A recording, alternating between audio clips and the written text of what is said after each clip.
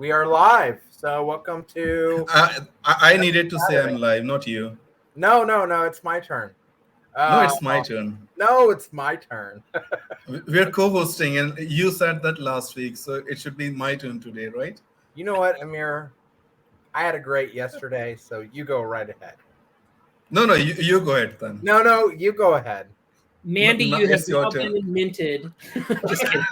I was going to say, stop it, you two, or we're just going to start. Nick and I are taking over. This Hello, reminds me everyone. of when Nick would go. He would say he would. We started this kind of like compliment battle back and forth where Nick would say something nice and I go, "Oh, no, you're not going to one up me, buddy. No, you're way more beautiful than I am."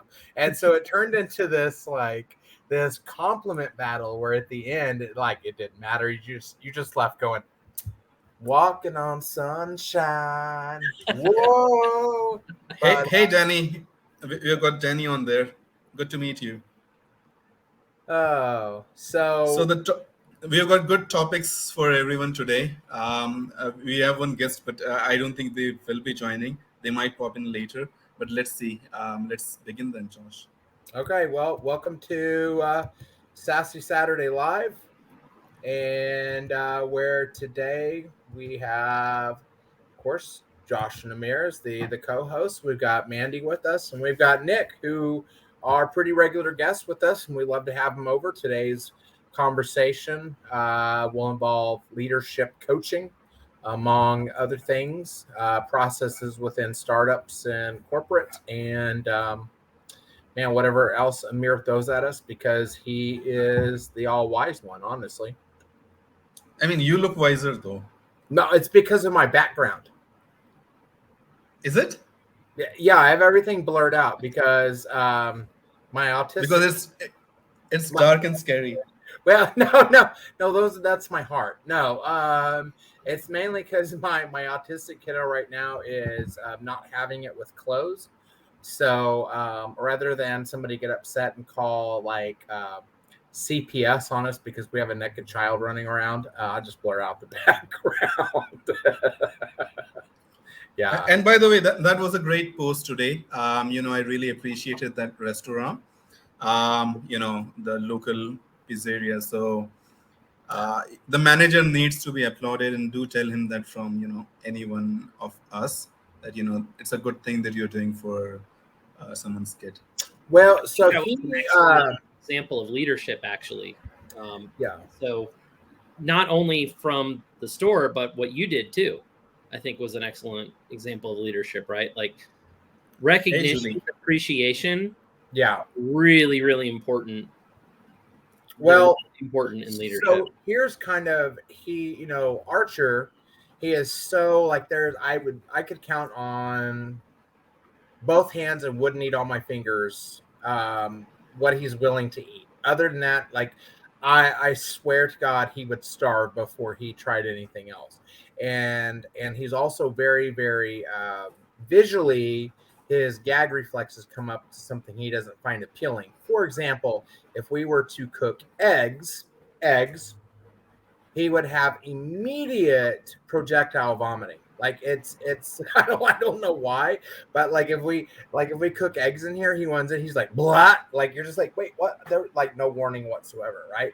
So like Mandy's like oh, okay, and so.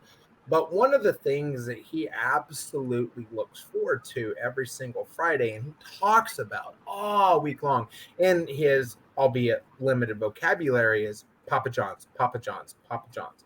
So for him, he'll say Papa John's pizza Pepsi. That's and he looks forward to it. So we kind of use it as a kind of like a carrot and stick kind of thing. Okay, don't it's weird that we have to say like, okay, don't run from the school this week. Don't but so one of the things, and we've been going to this place for a while, and if the cheese is cooked a little bit too long so it's brown, he won't eat it. If there's any red sauce showing, he won't eat it. Like it has to be like the exact way he likes it. And they go out of their way to make sure it's 100% correct. And if it's not correct, they start all over. And so I called because Archer runs in there laughing and smiling, and just, it's like I said, it's the highlight of his week. And so I called, and I've been to places before now. I don't see it as much as my wife does, which I think there are people that do treat women differently than men. And when women, especially like my wife is with my son and he's being himself, like they'll say something to her like, oh, well, if you just spanked him, or if you just did this, or if you just did that, like criticizing her on something that is not like, it's who he is, um and so, but they'll say stuff. I don't get near as, like, people won't say nearly the same things that they say to her every great once in a while, but I have a pretty quick snapback on to people, which is basically like, hey, we have a golden rule, so STFU if you don't like, what, if you don't like it, STFU. But anyway, so I just like, it almost brings, and in some ways it does bring like tears to my eyes when people really treat him as a person, which is sad to say because he is a person, but because he's sometimes treated so different, like number one, it breaks my heart, and he doesn't really notice, I don't think, but I do. So when people just treat him like a person, which is sad to say, like it almost makes me like with tears of happiness that here are people that are just treating him like a person. And so anyway, so I was just compelled, because I think a lot of times when we give feedback to places, it's out of places of frustration. So we'll call some place like, oh, the service was terrible, whatever it may be, we'll cuss at the waiter because the cook messed up the food, or whatever it may be. We got our package from Amazon and it was like the product was crushed, so we're going to leave a bad review, and so I was like, these people probably get complained at, especially in the customer service industry, all the time. The only time they probably ever hear something is when they've done something wrong. Then like nobody ever says thank you. Like you've made my whole, and like, let's be honest, we all love to eat, and nothing makes us happier than sitting down to a good, I don't know, like a good meal, and we're full and we're happy. But how many times do we ever say like, thank you for that? We like, and I'll be the first one to say, very rarely do I ever like feel the urge to call somebody because they did something that, sometimes I'll even be kind of jerkish and go, well, they were doing what they were supposed to do, and so I called, and so I just was like, hey, I just want to let you guys know, thank you so much, because like you make him happy, that makes me happy. And the manager said, honestly, him coming in every Friday and he's laughing and he's smiling, he goes, that makes me feel good about myself. And so and it wasn't too long after that, corporate called pretty quick, and then so the district manager was like, hey, I heard that you had a concern and you needed, and I was like, hey, listen, I just want to let you know that, the Papa John's over there off of 122nd May is fantastic. I told him what he did. And that district manager was so happy. He's like, man, we almost only hear when like there's a complaint. So like, I just can't like thank you enough for, taking the time to, say something nice. And that also answers to leadership coaching. Some people already have that in them.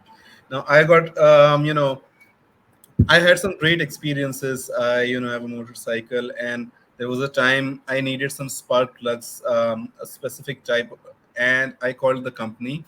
They had their representative come over, and he had this gauge, explained how to use the spark plug, what purposes to use that, and I was so impressed by that service. And I had a few other great interactions like that. And what I would do every time is I would call those companies and tell them how good their service was. When you let people know that they were excellent, I think it goes a long way in improving their own behavior and approach towards others. Sure, they might be the tip of the iceberg, right? But call them out and appreciate them for what they are doing. That percentage of good just comes around, and it's always that circle of good. Yeah. So there's two companies that I'm thinking of right now as we're talking about this. One is Stylo with Ronin, um, where he made a post. And by the way, I just want to say, he's a fantastic person if you can get him on a one-to-one conversation. I thought he was evil. No. He's not big SaaS yet, so he's not quite evil. He's a good friend, so Yeah. we keep talking. But he received a cold call, and he was like, okay, the SDR that called him, like the the uh, the intro was great, the bridge was great, and at some point between the bridge and the setting of the meeting, it kind of broke down a little bit. And so he stopped it and he said, hey, do you mind if I offer you some like points of improvement? Like, you've been great so far, but you just lost me. So, like, can I offer you some points of improvement? And so Ronin spent, I don't know how much time, but he spent time with this SDR, kind of going, hey, here's what you said. Here's what could have been better. Here's what really could have intrigued me more to like get you the meeting. And so it was like, it just goes back to where, like, I can think of how many times I get cold called. Not usually it's like by AARP, which at first I got excited about that. And then come to find out I'm actually not old enough to qualify for it. So like, it irritates me because I saw the discounts. First, I was offended. And I was like, oh my God, look at all these discounts. And I found out I'm not quite old enough. And then I was offended again. But anyway, so like, or my car's extended warranty or whatever it may be. But do teachers get cold called? Yeah, no, not just now, but earlier, about 15 times today on Medicare. I'm like, come on, guys. I know I'm 45, but Jesus. So anyway, but here's, here he took the time out to really help this guy that improved like exponentially his next call and the calls after that. The other one is with Will and William at Lavender, to where they offer their services completely free to students and those that are unemployed. And so in my bleeding heart of service here, it makes me happy to see companies like that are, want to give back to others to help them in their time of need. For sure. So talking about coaching for a second, if I can jump in here. Yeah, no, go ahead. About appreciation and recognition. And I think those are actually two separate concepts. Do you guys agree that they're two separate? Because what I've seen is there's recognition, which is like, hey, employee of the month, or you did something way above and beyond, and so like, let's recognize you with some special type of a call out. But appreciation is more about something you said, Josh, earlier, where, oh, well, he's just doing his job, right? So appreciation is actually showing, a positive feedback for people who are just for existing, just for doing their job. I think that requires appreciation as well. I don't know. Amir is giving me the confused. He's got the curious emoji. Let's have Mandy answer that first, and then I'll jump in. Well, I would agree that recognition and appreciation are kind of different. When I think of rewards and recognition, those to me are usually you're trying to give somebody something concrete for something that they have done. So like if you're giving them an actual award, if you're saying that they earned a gift card or a bonus, like you're trying to give them a reward for something well that they have, something above and beyond that they've done, that you want to support them and you want that to be a recurring behavior. So you're trying to give positive feedback to go along with getting more of that behavior from that employee or that teammate. But appreciation, I feel, is something different. It's very much like me as a boss, like, and as a teammate, either way, whether it's either way it goes. It's really me as a genuine person connecting with somebody as a genuine person and being like, I appreciate, like, I see you and I hear you and you bring value and I want you to know that. Like, you matter and you positively impacted me or my team or our customers. And whichever the 3 that was, you need to know that you did that, because it would be great if you continued to do that and if you did that 50 times. But even if you only do it the once, I want you to know that I appreciate that you put yourself out there, and maybe you did something hard or uncomfortable, or you supported another person while they were going through something that was hard and uncomfortable. Like in Josh's example with the pizza place, like they easily could have been like, dude, not dealing with your kid. Like it's a $20 pizza. If he's going to scream, we're done. Like we're not having this. But they didn't. They're like, we see that you're a person and you come regularly, and we like giving you joy, and we want to make sure that we're delivering that as often as we can.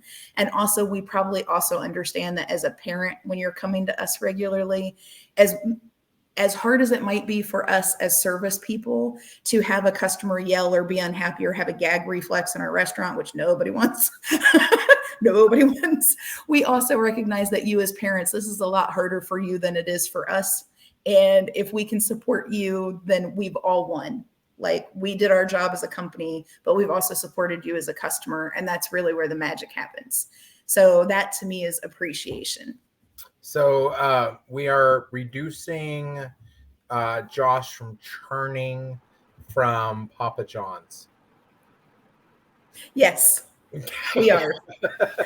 We're retaining you and hopefully growing your business, because now you have given them a shout out on your LinkedIn that, hey, go check out Papa John's where I live because they're awesome.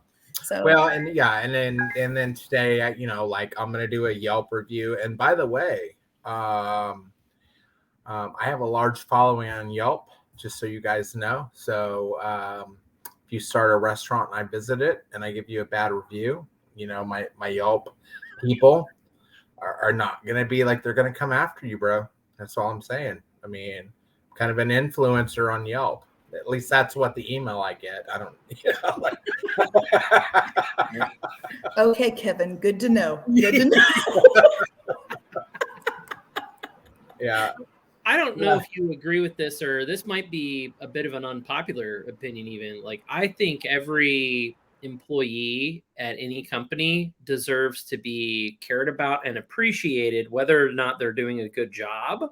Now, recognition, I think, is that extra step. That's like when they went above and beyond. And so I don't know that every employee necessarily deserves recognition, because unless you've done something to be deserving of recognition, I think that's a different thing. But I think every employee deserves appreciation, genuine respect, and care, right? Whether or not appreciation. So I kind of agree with what Mandy said. Appreciation is more personal, or personal towards the team. For example, a leader recognizing and recognition is like part of wins and all that, but them appreciating someone for their hard work, and that's more of a personal thing. But it's still a company thing, or um, but coming from a leader, it's 1:1. To your point, Nick, mostly recognition and appreciation is good, unless there are people who really suck or are toxic teammates, etc. Sure. Place them in pip or kick them out of your lives. Fair. Well, and I mean, aside from the fact that somebody is just not qualified to do a certain position, I think when we talk about people that just don't care about what they do, I think we're looking more in the customer service industry and places that are very underpaid. And so, like, for example, my son works fast food, and he's like, sometimes, Dad, I just don't care about this job. And I go, well, I get it, but still do a good job. It doesn't mean that you have to go above and beyond, as long as you just take care of your responsibilities. Of course, he's making a very, very, very low wage. And so, I think sometimes, I guess I have yet to see, unless you're just in that case of burnout, I have yet to see at least, people that just don't do a good job out of spite of not wanting to do a good job. Usually, number one, you've got ignorance I don't know what I'm supposed to be doing. I haven't been properly trained, so therefore I'm doing a terrible job. Or I'm just in a position, I'm in a position to where I'm so completely underpaid that I don't feel valued, and this is just like, I don't care. You know, not being valued doesn't mean you don't have to do the work. The company hires you for some purpose. They pay you for a reason, right? And you got to do your work regardless of whether your leadership or your subordinates value you or not. It means you are in a bad situation, and you need to either buckle up if you can't get another job, find something better, or change your approach or mindset so that you can do your work better. So I think that will be the case. I will say this though, I kind of agree with what Josh was saying though. I think most of the time employees don't show up. Like nobody's gonna take a job in my view and just be toxic on day one. I think if there's that entitled feeling, something happened where they maybe got slighted, they maybe felt like they got burned, like there was some sort of Right. miscommunication or some sort of situation that occurred that got them to that place. And so Some people have bad attitudes. Just to give an anonymous example, I was talking to a friend yesterday, a sales leader, and they're letting someone go who was really unprofessional within their first week itself. So some yeah. people just have those attitudes, and you can't help them, right? Even though they need the jobs, or you don't notice those things happening during the hiring phase. But I mean, I've seen that happen too. People being rude to their hiring managers or just having a generally bad attitude, or vice versa. It's not all one way, right? It can happen either way. But some people do have that attitude, and that's where coaching comes in again. That brings us to the whole issue of coaching. Josh, I believe you were on Whiskey Wednesdays, and the topic of leadership, moving up in management, and then them needing some coaching, Yeah. popped up. Well, and so I will say, not that, and Jesse Lizak and Eddie Bonham. I don't know if I'm saying his last name correctly. Banham.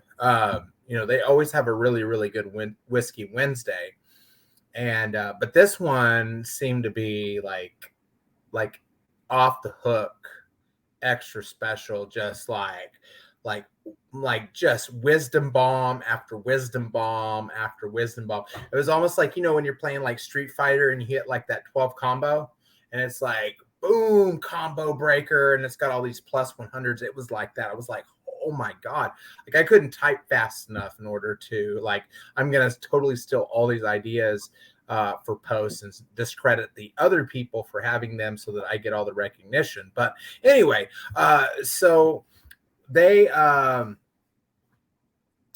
they started talking about people that get promoted, like, so you do a great job. So like, for example, Mandy, who's a supervisor where she's at, so she started kind of towards the the regular people, not, and so now, not quite the queen that she is now, but she started among the peasants, and she has been like promoted up to the queen, the in charge of things. And so then the question, the discussion became like, there are so many people in that middle management area that then fail. So they do a fantastic job, they get promoted, and then they fail. They're just not. And so, the discussion led to talking about, number one, they probably were not listening, watching, and paying attention to what their supervisors were doing in order to replicate that success, or there's just a lack of training at that middle management. So, for example, Nick, you start out as an SDR. We'll just take it at this point. Like, you start out as an SDR. They go, dang, Nick, you're killing it. Like on setting your appointments, like you're doing a fantastic job. We're going to promote you to AE. Nick gets promoted to AE, and then they kind of leave him alone to his own devices, and he does not do a good job because he hasn't He doesn't. So, for support. Nick had his eyes light up for a second when you mentioned AE, and then you said he's not doing a good job, and Nick's like, oh. So, Josh, that's terrible, Josh. Well, I just like Nick's doing a fantastic job on his TikToks right now. I just want to say that, especially this last one, because when he did that one where he's like, he pretends like he's frozen, and then but he blinks. It reminded me of like, I don't know how many times I've been driving down the road and I just like, I didn't want to hurt somebody's feelings and say I don't want to talk to you anymore. So I'd be like,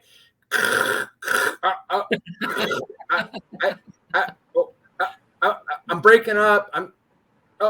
Tunnel, and so like I just had a big laugh. But yeah, so that's where that discussion came from, as they were talking about like you get promoted and then there's just kind of a lack of training at that middle management for you to either move up or to succeed. I mean, number one, you got to succeed in the role you're in before you can move up. So that seems to kind of be one issue that is prevalent at least enough companies to where it's a concern. Okay. I got to jump in here because this is like my passion topic. Like there's so many people that move up to middle management. And then once you get to middle management, there are so many expectations because your team needs certain things from you. So it's not I want it, they need it. They need you to share tools. They need you to share tips and tricks. They need you to support them. If they have escalation issues, they need you live time right now, fix it. Help me. This customer is on the phone. Things are bad. Please do this. Like you have to do those things. But your upper management also wants things from you. Like, I need your metrics. I need this graph. I need this. I need that. Some of which you might have never been trained on how to do. And then if you're not excelling at all of those things at the same time, then there gets to be this view that like, oh, well, they're just middle management. They don't really care. Or they don't really know what's going on. And it's like, but who trained these people to be great at what they do? Yeah. And like, if they're new too, like if it's the first time that they've ever been a sales leader, the first time that they've ever been a customer service supervisor, first time they've done whatever in that role, like to believe that they're going to jump, just jump off and be amazing is perhaps not fair. So I would definitely see more training and more support, because I think what Eddie B was saying during Whiskey Wednesday is like, if you were a rock star at your entry level role and then you got promoted, if you were watching what your supervisors and your managers were doing that you liked and that you thought they were doing well, you should be able to observe and mimic and put some of that into play. And I would agree with that. But sometimes we get promoted because our bosses sucked and they left or got fired, and we're stepping up to take on a leadership role because we were great at what we did, and we see that there's a need and we want to do better and we want to do more. But you didn't have great leaders and you weren't following great examples. So there was nothing for you to observe because it was sucky. So then you have to try to create that forward momentum for yourself. And I think you can do it. I just think it's hard. Like for me, I learn the most by asking my team, like, what do you need and how can I support you? Because I don't just automatically know. Like sometimes I need them to tell me, like, how can I do this better? And being open to the feedback of how can I do this better? Because I realize I might not be rocking it right out the gate. So. Well, I'm so glad that Eddie is with us. I'm glad that I said nice things about Whiskey Wednesday instead of what I really felt. No, he was bad mouthing Eddie. He said Eddie is just a terrible person, and stay away from him. He's a bad influence. Listen, Jessie has been and if she hears this, she'll be mad at me. But Jessie's been fighting me to do some Canva, and I really haven't done any Canva. And so in the middle of this Whiskey Wednesday, I bust out with a Canva about Tom and Eddie and their hair. And so I love Eddie. I think he's fantastic. In fact, I love you more. No, bro, I love you more. I love you more. I'm all love, man. I have no hatred, no animus against anything. I'm just I love everybody, you know. I don't say it because like you always hear a lot of people saying I love everybody, but I've just learned through a lot of time in life, especially meeting like so many people, that the worst thing you could ever possibly do is hold grudges, because what that does is just waste time. And I remember when I met my wife, she was one of those types of people that would hold grudges, and it would just waste time that we could have together on a more positive note. And with time, she learned that what's the point of holding grudges? Like, why not just show love? Because at the end of the day, there's just more impact in the time spent together. So I've just always been that type of person. And I just believe there's more in being good with people because you can absorb more in return. So it's just easier this way. I do have your number, Eddie. I'm gonna complain about you to your wife. What? She knows You I don't are talk behind anybody's back. I never talk behind people's back. I'll just, things that I know are factual, I'll say it. And this was factual. So.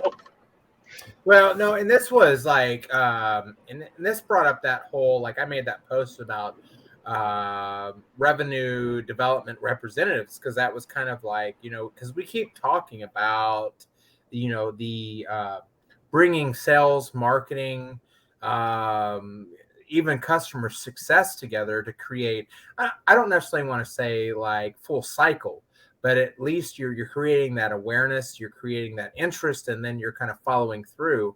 And so that kind of created that interesting dynamic, away from like siloed, everything being so siloed together. So I've been through silos before. They suck. You know, Mandy, I loved what you said. And here's the thing. Many people. So there are three things that I've observed during my journey. One of my friends is a very successful, you know, co-founder of a huge company now. And when he was, you know, in the early stages of his career, he was coached. The company, you know, had them take leadership training and had them, you know, upskill and be leaders. And I believe that helped them, you know, a huge amount in getting to where they were. Other companies just, you know, throw in people, promote people, and they might just take those unlearned attitudes, you know, sometimes grumpy attitudes, sometimes bad attitudes towards work and other people, attitudes towards, you know, leadership, or, you know, responsibility, shirking responsibility. So there are so many things that are not trained or inculcated, and that really affects middle management.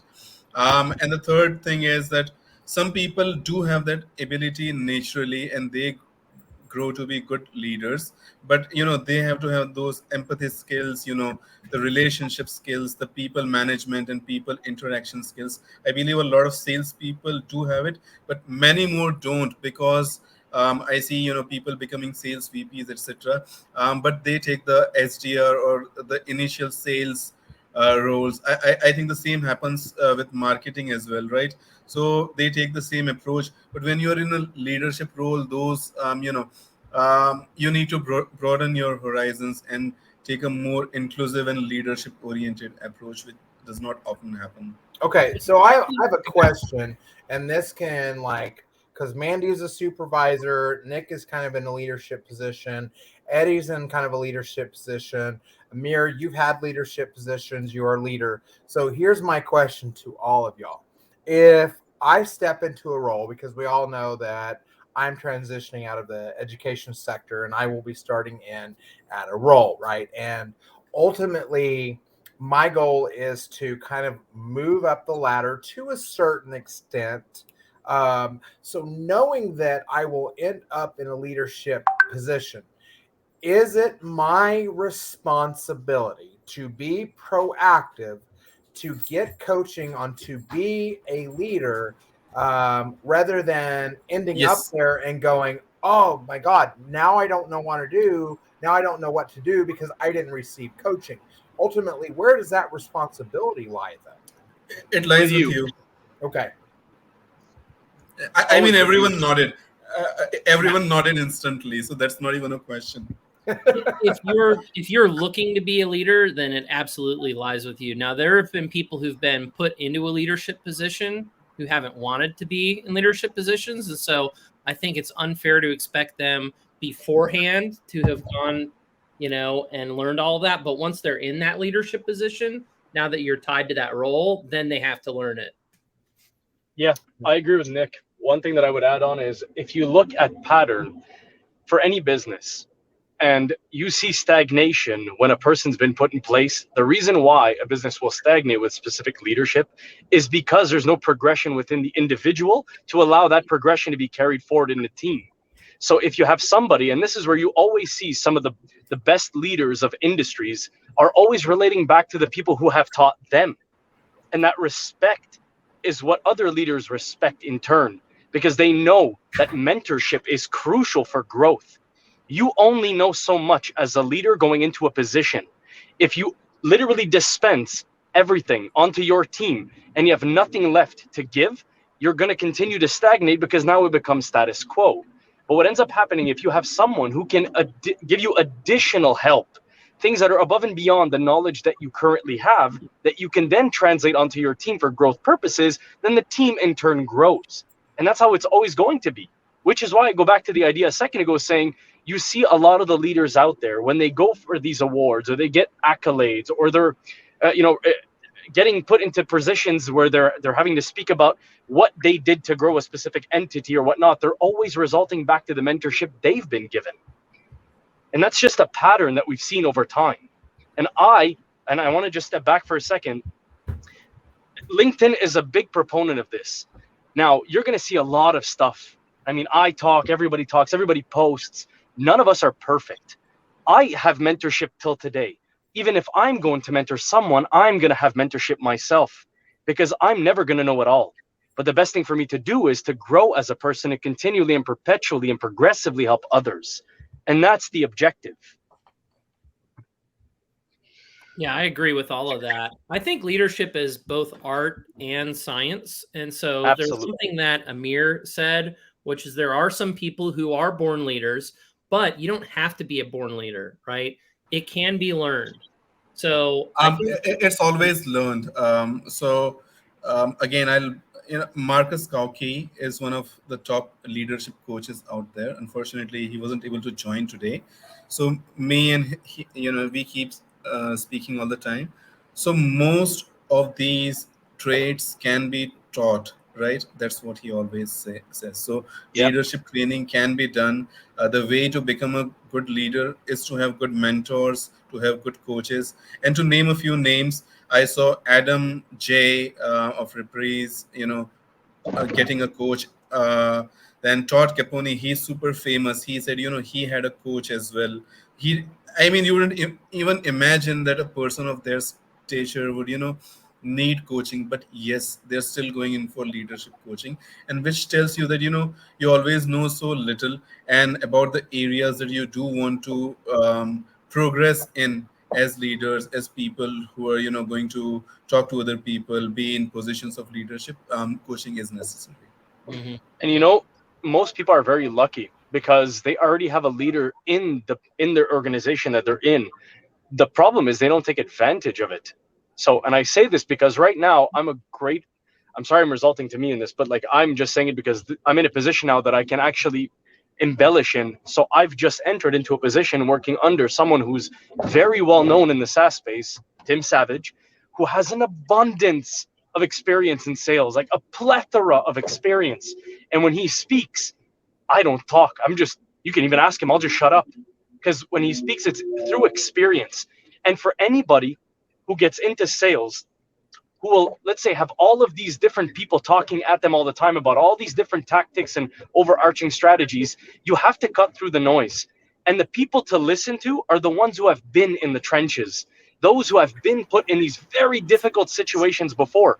And I don't even have to question my leadership because other people before I joined this organization had told me about my leader, had said, this person has gone through it all. They've taught, like he's taught thousands of people behind him. So I know what I'm going to get out of that.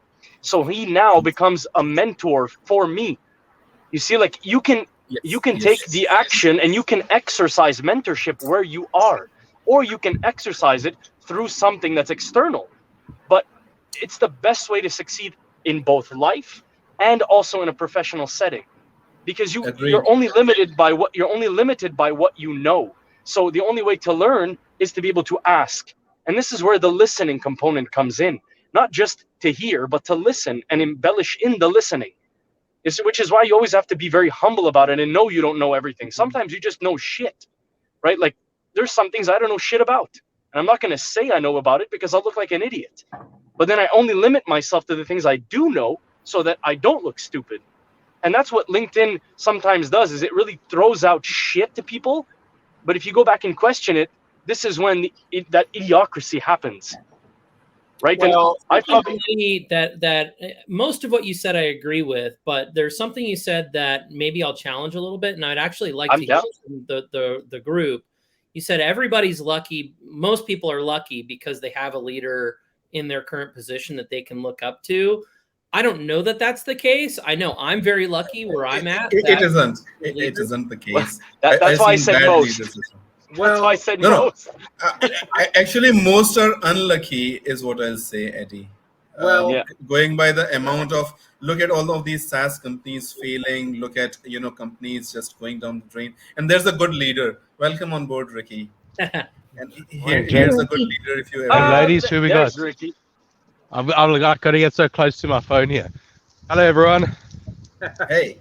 Well, and I would say that, and I kind of made this comment last time on the Whiskey Wednesday, was that LinkedIn, as much as they preach against bandwagons, is a big bandwagon. And so what will happen is somebody that is and I'll use this in like air quotes, that is a thought leader, will post that this is the correct way to do it, which may be against like conventional best practices that is successful, and people will jump on that bandwagon that because so and so, and for example, I'll use Justin Michaels, who or not Justin Michaels, but I mean we can use Justin Michaels, who will, he might say something which is against best practice, people are having huge success, and you'll say, well, this is wrong. And then people, because he has a large following, will go, oh, well, Justin might be right. And this is not saying anything towards Justin Michaels, but it doesn't matter who it is. I mean, we could talk about any of these so-called gurus out there, because they have a large following. People will jump on that bandwagon, what they say is gospel because of who they are. So like, for example, I'll like talk about Dale. Dale is a fantastic individual, but Dale is the type of person that and not that he does, I don't want to like get people on my rear end because I'm saying something negative about Dale, and I wouldn't, because the conversation I had with Dale was probably one of the most vulnerable, raw moments I've ever had on an interview before. But if Dale was to say, no, I don't care what everybody else is saying, this is the right way, people would go, oh, well, this must be the right way because Dale is saying it's the right way. And because he has a large following, people are more attuned to go, okay, well, let's follow Dale. And Eddie made kind of this comment the other day where it was a discussion with Tom and Eddie where they were talking about short form versus long form post. And so and you get Chris Walker on there where he's saying, people are saying that long form post or, long videos don't get any views. But the discussion came about talking about, well, people will sit down for Lord of the Rings and watch it for 12 straight hours, or they'll read an entire novel. So it's more about the value, but we find ourselves entrenched in thought leadership into what is correct, regardless if that is not correct or not. What works for someone might not essentially work for you. Yeah. Another thing I see, one of the things that I think is actually a challenge with LinkedIn is when we're making a post, I mean, there's a character limit. It doesn't matter what you're putting out there. And so there's a lack of nuance, right? And so I think it's kind of ridiculous for people to look at something that's a short post, even a long post on LinkedIn and say, oh, that's 100% correct in all circumstances. That's kind of ridiculous. Like, seriously, there are so many different variables. And so I think what happens is a lot of people, they're forced because of the medium to put content out in certain parameters. And the other thing is, if you want to have strong writing, if you want to have presence, right, you have to eliminate a lot of those uncertain sounding words and sound really confident. And because of that, you may end up saying something is, oh, this is 100% the right way to do it, when in reality, what you are trying to convey is, hey, this is working really well for me in the circumstances that I have under the variables that I have, but it doesn't mean that it's going to work 100% well for you in your circumstance with all your different variables, right? Right. Well, and if I had listened to what people are talking about right now, like the post I made today with my autistic kiddo, which, don't get me wrong, I followed the Eddie method of let me start with a good hook here, because we all need a good hook. And, as a writing teacher, the first thing I tell students is you need a good hook in order to get your audience reading. But I wouldn't have made my post nearly as long. I wouldn't have created this story. I would have just said, hey, Papa John's is awesome because they did what they were supposed to do and they created a great experience with me and my son, the end. But instead, if you look at some of the stuff that Eddie does and he has kind of a strategy behind this, but he creates this story.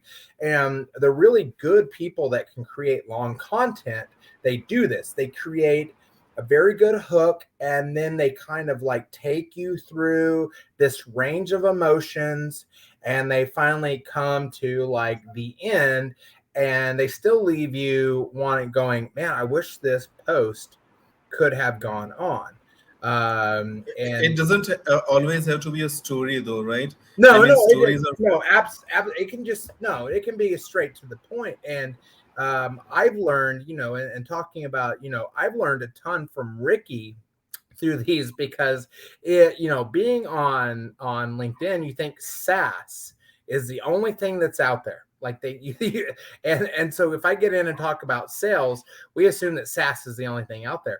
But then I was talking to Ricky the other day, and he started talking about the park benches. He started talking about the sun. Yeah, it's right there. He said, well, Josh, there's somebody that set up this, we need park benches all over the city. And there is somebody that set up this meeting. There's somebody that created the entire experience all the way to the very end. And when we need more park benches, we're going to reach out to that same person. So you have this. It was the very first time I had heard of the term full cycle sales, because prior to talking to Ricky, the only thing that I knew was there were SDRs, there were AEs, there were account managers, and so you had this segmented, almost siloed sales where everybody kind of has their spot in its place. And then Ricky all of a sudden starts talking about that there are salespeople that lead from the beginning all the way to the end, and I'm like, wait a minute. You mean there's something different out there than what everybody else is talking about? Let me hear more. So, yeah. I think full cycle is actually more common than the division of labor. I mean, not in SaaS specifically, but if you look industry, cross industry, for most industries, especially in small business, because they don't have a ton of resources to have that division of labor, and a bunch of people focused on generating leads and some people focused on closing deals. Most small businesses, most other industries, I think full cycle tends to be more common. SDR, the term SDR is unheard of in most industries. Mm-hmm. There's absolutely full cycle. And obviously half of this world is fucking physical, more than half. The metaverse hasn't taken over yet. SaaS sales isn't everything. There's a massive skew that you get from that on LinkedIn. Who's on there? When you're learning about sales from sales leaders, it's often enterprise sales leaders. They've got $100 million budgets, and they're telling you how to structure your sales. And it doesn't always translate to most other people. And you really have to pick your audience. you get your boxes there, Josh. So your experience and what's working for you is that box that you're in within LinkedIn, which is already skewed by who's on LinkedIn and who's creating content on LinkedIn. Okay, so I feel like we've, and forgive me if I'm, hijacking the conversation here, but we were talking about leadership and coaching, and I feel like we diverged a little bit, and we were talking about posting, and we have the benefit of having Ricky and some great leaders here. And so I'm curious from the group, like, what is it that a team needs from a leader in any situation? Like, what are the fundamental characteristics, the fundamental things that a team always needs from a leader? Ricky, you answer that. You're leading a bunch of teams these days. And then go ahead after that. I mean, there's so many nuances to leadership, and if I was to give you my answer, because obviously I didn't come to this live feed particularly prepared with my fact sheet, so you're going to have a lot of recency bias of like what was most important to me in my leadership last week. But I think the challenges that I have with my team in leading them is setting the tone, setting that culture of how we treat people. When mistakes happen, teaching them how we as a group respond to those mistakes. When people aren't doing what they need to do, teaching them as a team how we treat that. Keeping things consistent is really important, because to me that's part of what drives culture, and helping people be the best version of themselves. Now, you know what, Ricky, I like that because here's what I really love about this, because Ricky is in a different kind of we talk about sales as this all-encompassing, like there's a sales and then that's all there is to it. But if we look at the difference between Ricky and we look at the difference between Eddie and we look at the difference between Nick, like it's a night and day difference between those three areas of sales. And then even if we look at Mandy, who is in a sales environment, but on the the customer success side, like it's also completely different. And so you have these, with these four people, you have four different experiences, and all of them are correct, none of them are wrong, but they're all different. Yeah, Eddie, I see it as the way that I look at things, and I agree with Ricky. I mean, I'm with him 100%. The one thing that I've always done and looked to others to do with me, let's say other leaders, is first and foremost working as a collective. A lot of the times, and somebody touched on it before, you see a lot of siloing happening, a lot of it all the time. Now, bringing a team together, and now it's actually better than it was before, because you have some of these tools out there, like, for example, something like Slack, that allows people to be virtually all together and speak vocally and have their opinions shared and have a lot of these objectives, put together and etc. The other thing that I like is empathy. We see a lot of it on LinkedIn, but how many people are actually practicing empathy, right? Being able to talk to somebody and truly understand and put themselves in that person's shoes. Okay, Dad, we'll go home. Sorry, my son is with me. But being able to put yourself in the other person's shoes. And then the other one is listening. As much as we say salespeople need to listen to their end users, sales leaders also need to listen to those in the echelon that are, I'm not going to call it under, because I don't believe in that, kind of the hierarchy. It's, again, working together, but listening to those within your team. Because sometimes you're going to have a person who's going to come to you with a great idea. And I know everybody on this call has seen this before, and sometimes you get dismissed, or you're told that something will be exercised, and unfortunately it doesn't, or that person takes credit for it. Working together and empowering that person and awarding them for the work that they've done is huge, right? A lot of people want that recognition. They want to be recognized for the effort that they've put in. So working together as a collective helps. And then you get a better end result, and the output ends up being larger, and then the result ends up being more positive. Welcome, Jason. Josh, could I add a nuance here? No, I wish you would. I think there's a big difference, and it's important for the conversation to separate leadership and management, right? Because often, I mean, a lot of it, there's similarities and commonalities between the two, but they also need to be separated. So the way I look at it is very simply, if a person had this capacity from 0 to 100, management is getting as close to that 100 out of a person, right? What leadership is increasing the total value of that 100, so someone has more potential. And importantly, when you take a group of 10 people and add up their hundreds, it might be 1,000. Leadership is making sure that the sum of the whole is greater than the sum of the parts. Okay, so here's my question for you, Ricky. And maybe this is and I'm just coming from an educational background where my management is going to be my principals. And so my principals have been teachers. So they have been, or should have been, in the trenches at the same spot I'm in. So what is the difference between management and leadership, and why should management not be expected to have leadership principles?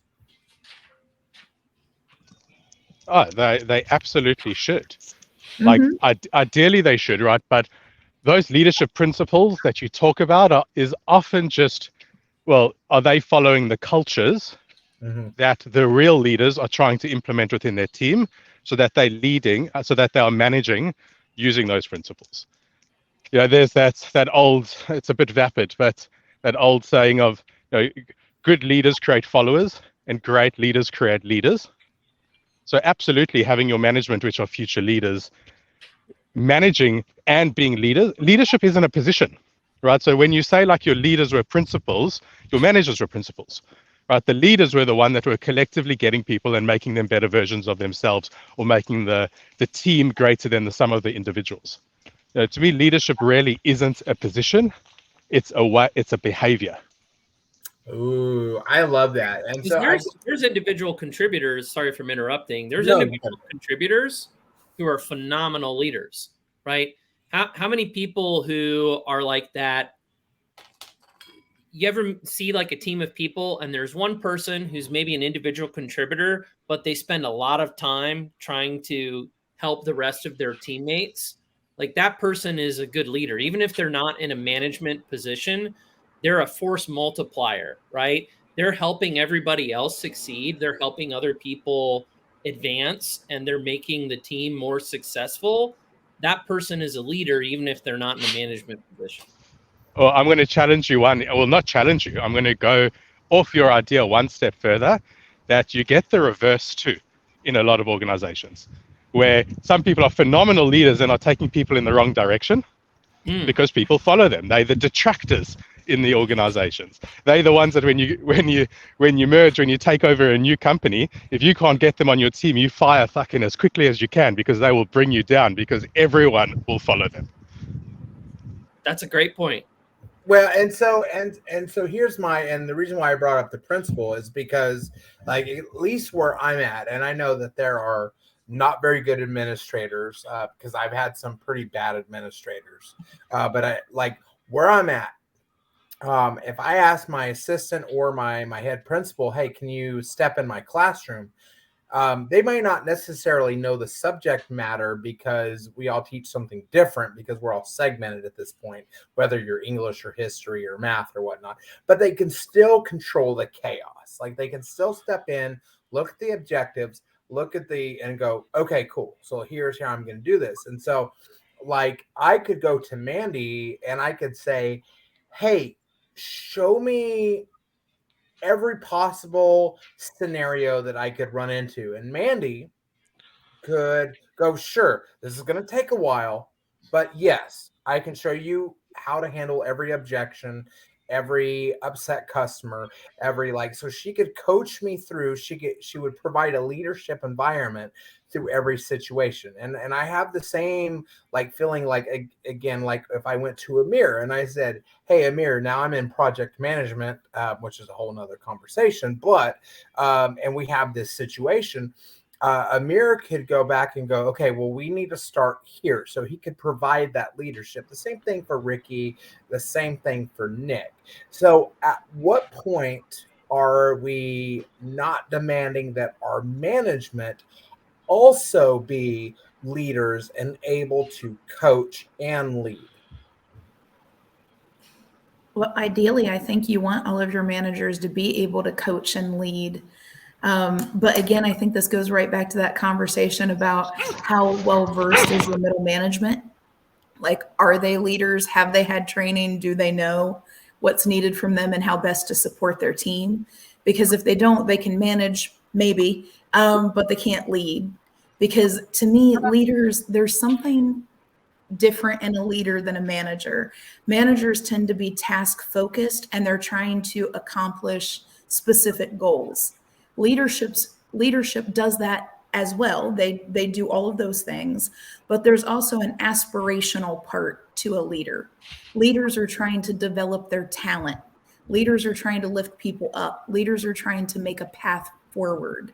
And that is a very different skill set than just managing.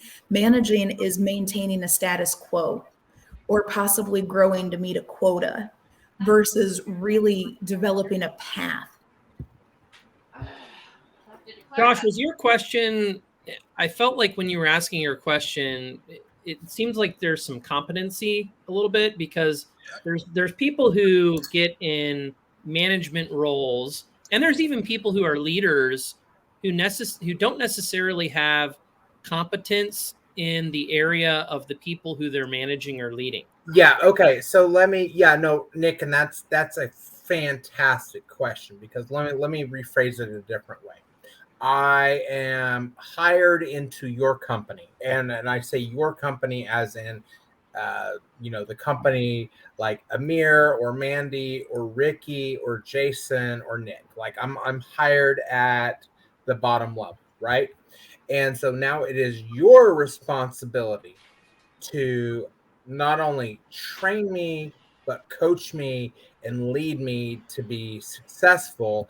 And not only in that position, but to take over your position. And to me, and this is just me, it seems like I should expect, whether I go to work for Ricky or whether I go to work for Mandy or Nick or Amir or even Jason, that I should get coaching and leadership to lead me to be successful, not only in the position I'm at now, but moving up into the position that they are now. So I was going to disagree. Well, it's such a nuanced decision, because the leadership, right, is just like this, has so many connotations, so many different synonyms. So many different like objective and subjective definitions. So if someone's job is to train you, well, are they not just doing their job? Right? Like, is every trainer a leader? Like in some ways, yes, they influence others' outcomes, but so would a manager. So I think that the conversation has to be more nuanced than that, right? Like if every person was a cog in a part of a car, the driver is the leader. They're deciding, are we going left or right? They're leading the discussion. They're leading the movement. They could be really shit at that. They could be a shit driver, but a lot of people still call them the leader. They're making the strategic decisions. So I think you have to go more nuanced into the discussion of that manager's job. Which part of it is leadership and which part of it is written into the job description and him just doing it well? Yeah, another thing. Well, go ahead. Okay. So Josh, here's the thing. If you were hired to do a job, say marketing, you wouldn't expect your direct manager to be coaching you on leadership, because they still have a job to do, and most often, they won't have time for you. They could direct you to courses or something like that, or leadership camps that you could take, provided you want to be a leader.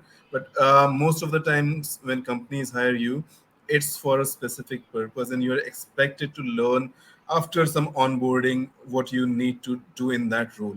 Apart from that, you need good management who will alleviate your skills and elevate yourself and make you a better leader. But that's icing on the cake. That's not going to be part of the coaching process initially. And I'm talking about the lower to middle run, when you are in this senior leadership, you will be expected to get coaching. Companies will proactively get you to classes, get you to coaches, but that takes time. So let me ask this then, because this Nick, sorry, Nick was saying something. You actually you went where I was going to go, so I'm good. well, and here's where I'm curious, because this can be like everybody can chime in on this, because so when as an educator, when we receive what we call professional development, but when we receive coaching and how to be better, which at our job, which I would consider like instructional leadership, uh, they usually bring in somebody that is a waste of our time, and that's putting it nicely, right? And I mean, and when I say putting it nicely, I mean that, like, let's just throw the baby out with the bathwater, because the baby's worthless at this point. um but and so in my experience, when we receive coaching to be better, it is, and I can say this from personal experience and the experience of many, many educators, it is almost 99% somebody that, if you like, they're just not good. They just don't really have No. the experience. They and so what happens is you end up with these. I'll give you a prime example. Let me give you a prime example. We went to this, and I'm almost 17 years into my career, and I've seen every type of student, every type of, like, just anything and everything that can be thrown at you in education. I've seen it in 17 years. And so we get this person to lead us in this professional development, how to be more effective teachers. Okay, so here's the training. Like, this is supposed to be a leadership person. This is supposed to train us to be better at our jobs, right? Person has never taught a day in their life. And they bring this candy to talk about the different personality types. One of our teachers is like, if they so much as smell peanut butter or any kind of like nuts or anything like that, they will go into anaphylactic shock. You know what they do? They kick her out of the meeting because like they have Butterfingers in it. Yeah. So the first thing they do is they remove anybody that is going to create an obstacle in the learning environment. And then they start doing stuff like, well, you see, these Twix are because you have different sides, and you're going to have to come down the middle and bring the two as to one. Like, and we're like, all of us are So, just Josh, some coaches are good, many aren't. Right. There are some self-professed coaches that we see on LinkedIn as well. Like Nick is like, man, do I want peanut butter or do I want Twix at this point? Like, but I mean, no, it is literally like that. And the Hold guy on. is like, and the guy said, the Skittles is So, Josh, here's your leadership question. colors of students you will have, and we were like, who are you? So Josh, let me ask you on that, right? Here would be my comment on leadership with regards to that situation. Did you feel comfortable to go to the person who was responsible for coaching and development for your department or for your company and give them that exact feedback in that exact format? That's the part of leadership that's interesting, not how good of a coach this person was. Oh, I like that, because the answer is, Ricky, no. Because here's how I would have felt. Like, let's just say, because and I want to preface this by saying I know that you would not have set anything up like this, but let's say you did. No, I would not feel comfortable going to you, because number one, you set up this ridiculous scenario in the first place. So number one, I know you have no clue what's going on. And number two, I know that whatever I say, you're just going to placate with me, go, oh, okay, Josh, right. Oh, yeah. Oh, no, we understand your concern. So the answer to that, Didn't you have feedback loops at all for any of these things? Or I mean, we do this all the time, even in project management.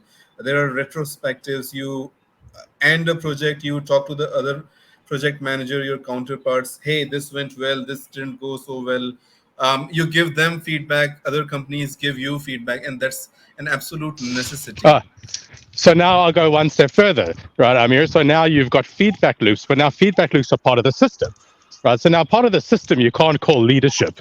Again, all right. So who's bringing in the culture of vulnerability and empathy so that people are comfortable dealing with that, feel good about it, and that feedback actually helps? So I'm the aggressive one, so I'd probably, do a Ricky there and be that annoying pest who spoke up, but not everyone does that, unfortunately.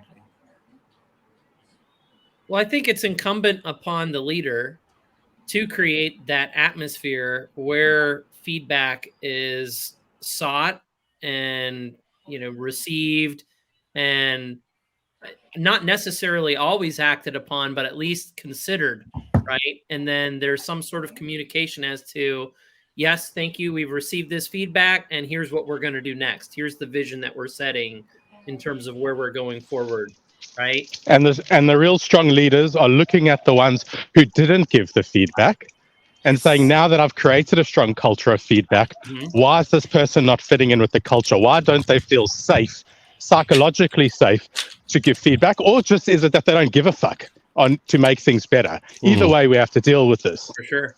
All right. So Jason, you just joined us, and we've said a ton of stuff. Yep. What are your thoughts about anything and everything? So all I can say is that from my military background, leadership was kind of management, right? We had ranks, we had different positions, different responsibilities. When I came back civvy side, it just evaporated. It's just like you guys said, management's there for status quo. Leadership is there to build people and to bring them higher than they are. Inspire them, be that visionary and such, right?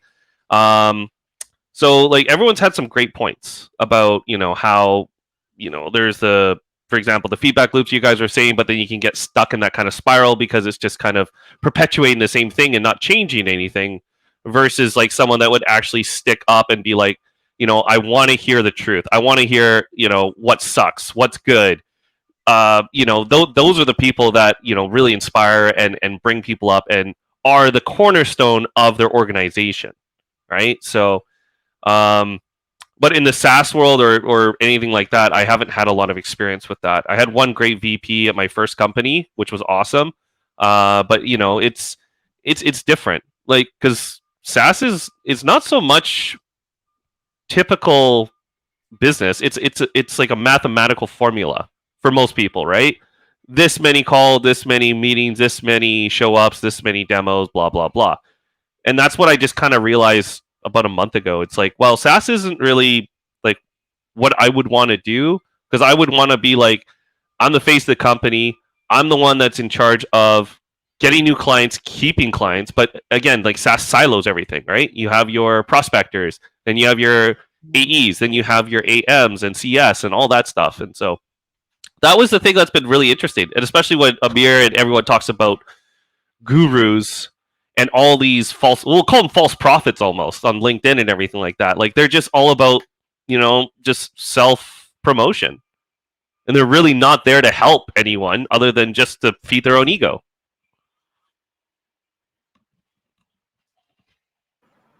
Ricky, thoughts?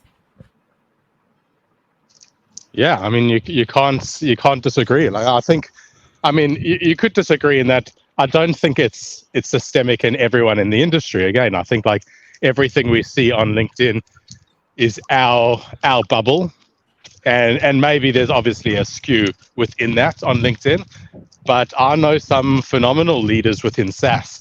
But also, like, 20%, 10% of people are content creating on LinkedIn. Like it isn't a honest and accurate reflection of the real world. And I don't think we could ever take it as that.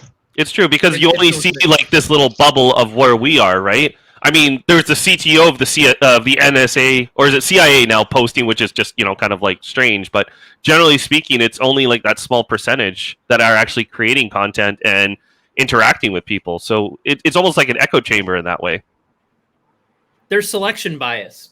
The people who are on the platform, right? There's a selection because some people don't even get on the platform, and then the people who do get on the platform, only a percentage of them actually post, and the stuff that gets put in your feed is based on the people that you've rang the bell on or the people that you interact with. So there's this selection bias is implicit in LinkedIn, no matter what you do. You know what? Yeah, I've told Josh to stop liking all these teacher posts. No, that's all that keeps I don't know. showing up in my feed. No, and I'll go back to what I've said numerous times is I was like, well, I'll post on this because teachers won't eat their own.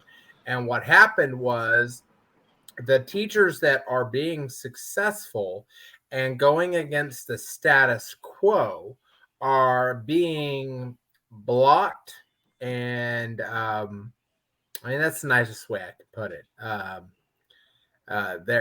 They're being Silenced.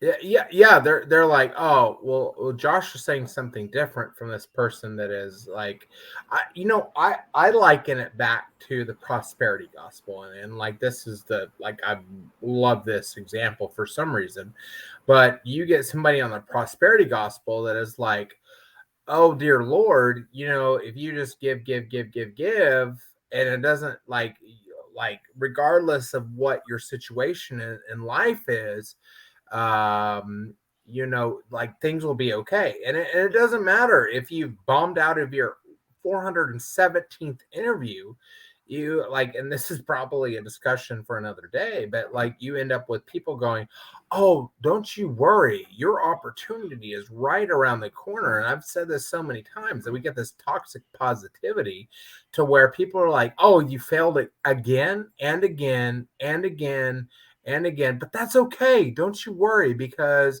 things are gonna no, it's not at all.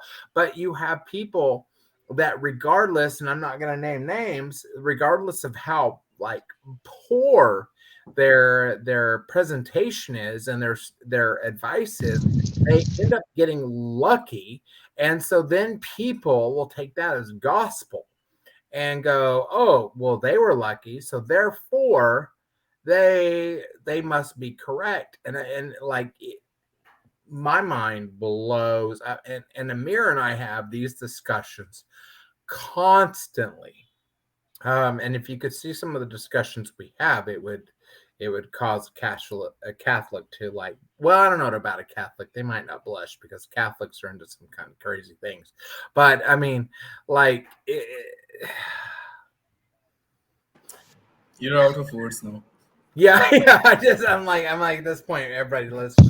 Yeah, you take a minute, go get a whiskey. I don't know, something. This seems to have hit a nerve. But Josh, there we go.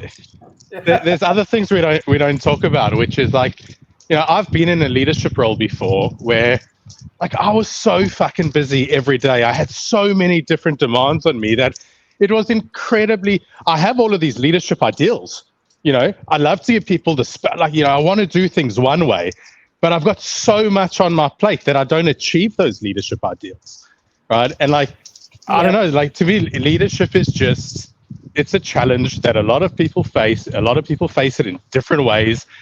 There's lots of different levels of leadership, at an individual level, at a company level, at a strategic level, like how many people can you influence at once and in what? Like people might come to me for help and leadership or guidance in one particular area, but I've got deficits and weaknesses in another.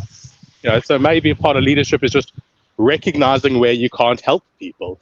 Is something a good leader would do to say, yes, I'm the person you come to for advice. This is not something you should come to me for advice on. Maybe try somewhere else. If you like, so I think it really, it's a nuanced conversation. And it's unfortunately, LinkedIn is not the place you're going to find the answer. because what you're going to find on LinkedIn is a place that just resonates with all of your biases, like the selection bias that Nick discussed, through to confirmation bias when you see inspirational posts that just validate what you already think. Ricky, I love that because, at any point, any one of us that are on this live right now could be promoted into an opportunity to where we cannot reply to the masses like we normally do. For example, if I message Ricky, even on WhatsApp, within reason, he's going to respond to me. Same thing with Nick. Like Nick sends me, he's like, hey, check this out. And I'm like, cool. So we have this diatribe, like we conversate. And same thing with Mandy and Amir. And if I message Jason, like the same thing. But it wouldn't take too many opportunities to where they were promoted. And like with Nick, for example, who is like, It's not like that though.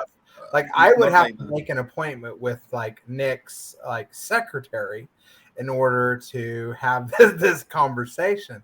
Nick and I. No, Josh. So that's part of your networks. For example, you can talk to Dale directly. I can't. I could talk to some other people directly that you couldn't, and the same for Nick. I agree with Amir on this. I think it's not a question of the position; it's the question of priority, right? Because there's people who are DMing me right now that I don't respond to, and it's not that I don't want to; it's that time is precious, right? And so, anybody who's out there, if you're creating a voice and you have an audience of people that like I have hundreds of people who are vying for my time, and I pick and choose where I spend my time. And I try to pick a situation where there's a win-win, right?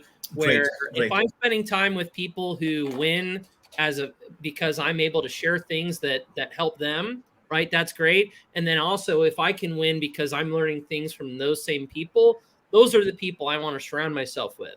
There's a lot of win-lose situations because there's certain people who will ask for your time.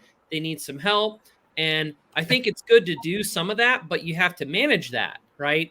If you spend all of your time just giving to people without spending any time considering like, hey, here's the things that are on my priority list, you can get yourself in trouble really quick. And Nick, it goes one step further that I think a lot of leaders and people in senior positions especially have situations where everything's win-win, potentially, more or less. But even within that, it's a complicated scenario. If I give you a quick scenario, if you have a member on your team who's not performing well, right? What would all the gurus say? Like, how do you handle that? Oh, you coach them up. You help them, you nurture them, you make them the best version of that they can. But what happens if that takes away some of your valuable time, and now the team as a whole or the company as a whole isn't as successful because you can't move as quickly? So the other 100 people aren't going to earn the money that they potentially could to support their families. Like the butterfly effect on every decision you make is massive. And sometimes the best decision that leader could make is say to that individual, you know what, someone could help you. You are not unsavable, but I currently don't have the capacity to help you, and you need to go find some help at another company. And for the sake of the team, I've got to. Yep. Come here.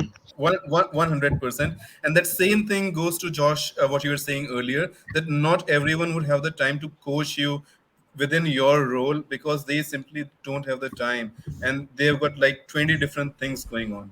And here's a great thing you said, Nick.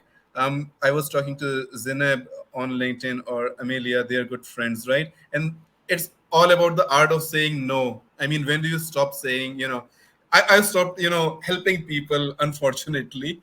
I mean, I do help people, but, I kind of taken a step back because it's a lot of time, it's a waste of time because people just won't listen to advice, and that's not going to benefit either you or the person you're trying to help. So, it's best to, I shared some examples with Josh as well, and he was like, okay, so. No, that's not true. Everything that Amir sends to me, I treat as gospel. I just want you to know that. But hold on, we know your feeling about gospel. Do you treat it as prosperity gospel? No. Okay. So here's what. Okay. So I have to give my church a shout out, and I'll be perfectly honest with you that I don't always go to church to get the message because the church that I'm at has a program called Wonderfully Made, where they specifically take in not only like children and adolescents, but adults that have autism. And so they have invested quite a bit because they do pay for this. So they have invested a decent amount of money into bringing in professionals that are used to working with those with disabilities and autism, and so for me, which don't get me wrong, um, I love Jesus, so please don't take this wrong in any way, but in some ways it's a way for me to just give a sigh of relief, relax, know that my son is cared for by people that care for him, and not have to worry about anything else. And so, which is really hard to describe to somebody that doesn't have the same challenges, and I don't make any, like, I don't feel any sorts of way by somebody who doesn't have that same experience or not. But yeah, so I will be honest and say that there are times when I go to church just to get a break and be able to sit there and sigh and just relax while I know that my son is cared for by people that love him. So there is that. So Well, that sounds like some good leadership over there, Josh. no, it's we've been, honestly, here's the thing, Ricky. It's funny. I don't even know if it's funny that you mentioned that, but it's interesting you mentioned that because we used to go to church a lot because regardless if you believe in the message or not, there is something to be said about, at least for me, and this is just a personal experience. And I've been to many different type of churches, not just Christian churches, but there's something to be said about going in and hearing just a positive message, regardless of what the message is, as long as it is positive. Like, I feel renewed, right? And so we have been to so many places that we're not able to cater towards our specific needs. And again, I make no judgment call on this. Like, I totally get it. And so it's just relaxing to not have to worry. And I hate to say this, but it's relaxing to not even have to worry about your kid running out and getting hit by traffic for an hour for you just to, like, what are you talking about? Cool. I embrace it. Absolutely love it. Thanks, Josh. That was eye-opening. Thanks, Josh. I'm sorry. I didn't mean to, but no, I say that because it's one of the challenges that we face, and it is definitely not one of the challenges that I expected. Because here's the thing: when you think about having kids, you think about, oh, I'm gonna have whether it's a boy or a girl, or a boy and a girl, or multiple boys, multiple girls, and you think about, oh, cool, this is gonna happen, and I'm gonna do this, and because I'd be the first to say, yeah, I was going to have a boy and then a girl. We were going to go to football practice and cheerleading practice and all, like, normal things.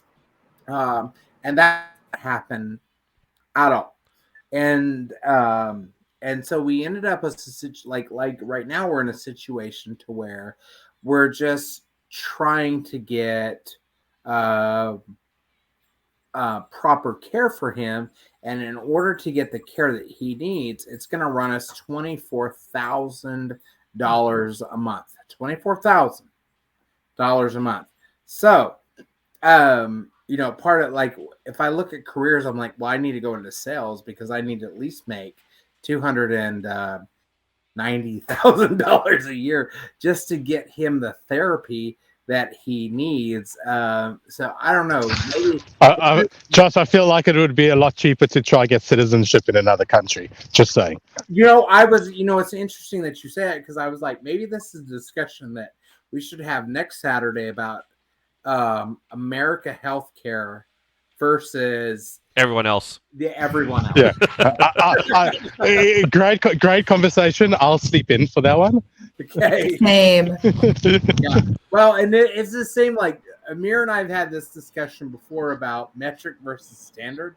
I'm like, Amir, if you guys would just use like metric, standard, like, instead of metric, because standard is like, it's standard across the United States, and you guys are strange for using metric like the Stop other. it. So the whole of Europe is weird. Okay.